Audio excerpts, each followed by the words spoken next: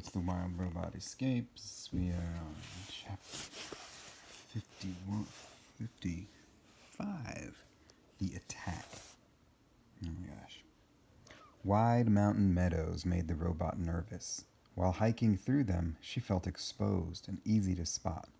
Camouflage helped, but it was hard not to notice a walking clump of wildflowers, especially one accompanied by a goose.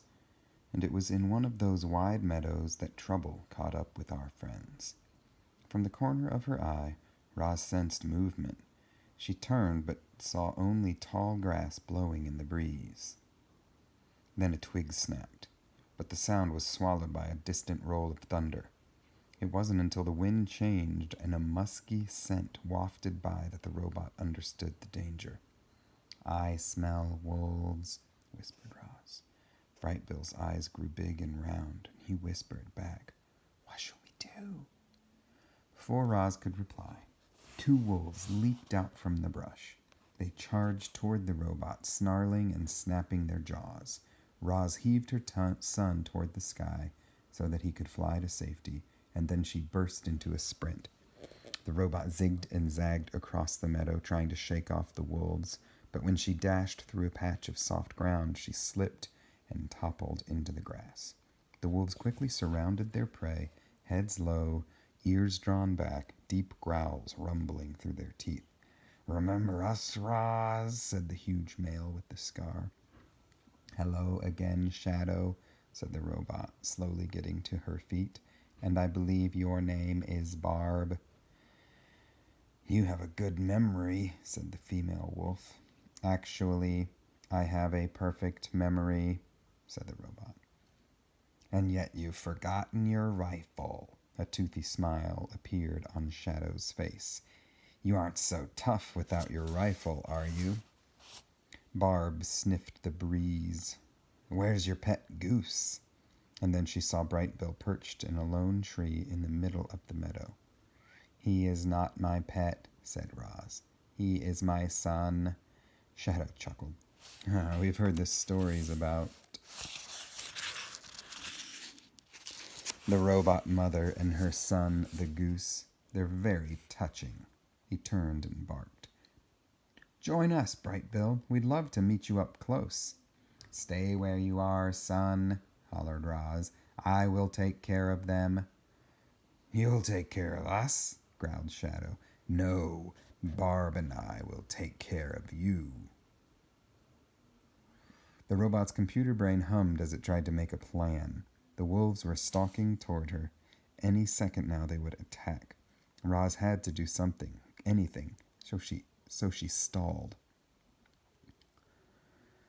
"Shadow, Barb, is it just the 2 of you?" Roz scanned the meadow and saw no other wolves. Where is the rest of your pack?"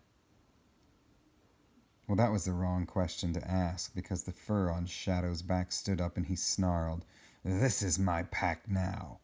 Then the wolves pounced. But Roz wasn't there. With all the strength in her legs, the robot launched herself up and away. And now she was soaring through the air in a long, graceful arc. Once her feet stomped back to the ground, she launched herself up and away again. With giant, arcing strides, the robot bounded across the meadow in the direction of her son. At first, the wolves were baffled by the robot's strange escape, but they were expert hunters. They raced after her, watching where she landed, studying her closely, watching where she landed.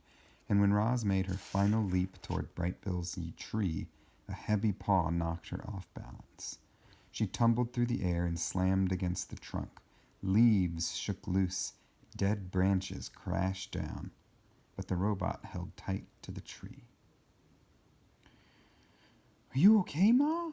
said the goose as he fluttered to his mother's side. "Just some light scrapes," said the robot, and she pulled herself onto a sturdy branch. Below the tree, the wolves were howling with laughter. "Nice try, Roz," said Shadow, "but you can't outrun us. Wolves were built for chasing." "You are wasting your time," said the robot. "You cannot eat me, and you will never catch my son." "You still don't get it, Roz," growled the wolf. "I'm not hunting you for food. I'm hunting you for revenge. Oh, man. Chapter 56, The Torch. Our friends were stuck in that tree. They sat in the upper branches high above the wolves, trying to calculate an escape. Brightbill could fly off whenever he liked, but Roz had to come down eventually. And when she did, the wolves would be ready. Shadow and Barb stretched out in the shade. They glanced around and licked their fur and sniffed the mountain air. The wolves looked comfortable, and yet there was tension between them. I'm hungry, growled Barb. I want to eat rabbits and deer, or maybe go back to farm country and prey on livestock. Anything is better than hunting a creature that you can't be eaten. You can eat all the animals you like, said Shadow, after we kill the robot. Barb grumbled with frustration. She didn't understand Shadow's need for revenge. But for now, she stayed loyal to her mate. Day turned to night, and the wolves started yawning. Barb's eyelids became heavy. Shadow's body became weary. Then the soothing song of the crickets lulled them both to sleep. The sight of sleeping wolves reminded Roz of those long winter nights on the island, when wild animals crawled into her warm home and slept. She remembered the frightened look in their eyes as they saw fire for the first time. This gave Roz an idea. Quietly, she broke off a dead branch from the tree trunk. Then she took the lighter from her tool belt, held the flame under the branch's knobby end until it was blazing, and then she dropped down to the ground. Shadow and Barb snapped awake to find the world bathed in orange light. Towering above them, looking like a demon, was the robot. Her eyes were glowing, her mouth was roaring. In her hand was a torch, flames rippling, embers whirling into the air. The wolves had never seen fire. It was beautiful, and it was terrible. Deep inside, they felt their wolf instincts telling them this ball of swirling light was dangerous. Their instincts told them to run for their lives, and when Roz lunged toward them, they ran. Barb yelped. Shadow whimpered.